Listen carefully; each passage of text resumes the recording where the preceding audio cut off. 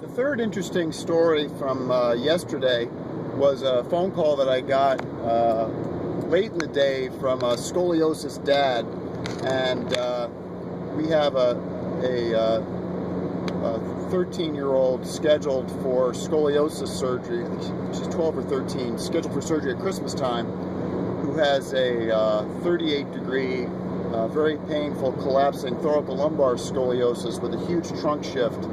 And the dad called me up and thought that it would be a good idea to postpone the surgery till May so she would have more time to recover.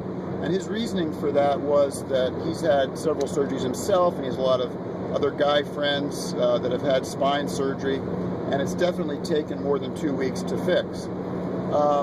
At that point, the mom gets on the phone, and the mom's like, no, I want her to go forward and have the surgery now. She's in pain, and it's definitely affecting her posture.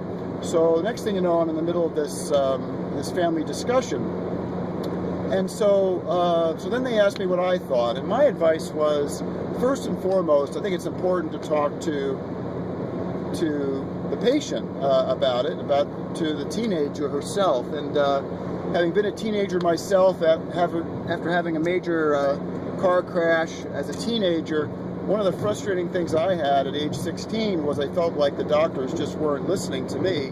They were only talking to my parents. So I think the first advice to them was to talk to your adolescent scoliosis daughter or son and see what they think, because I think this is a chance for them to make a choice that affects their long-term health.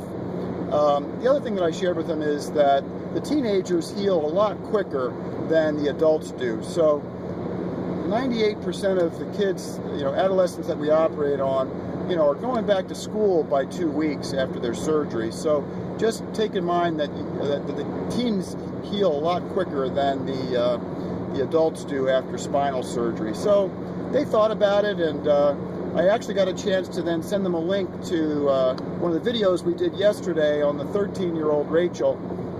Very similar situation, and the dad then emailed me back after that YouTube link and thanked me for it. He feels peaceful moving forward, and they talked to their daughter, and that's definitely what she wants to do. So talk to your daughter.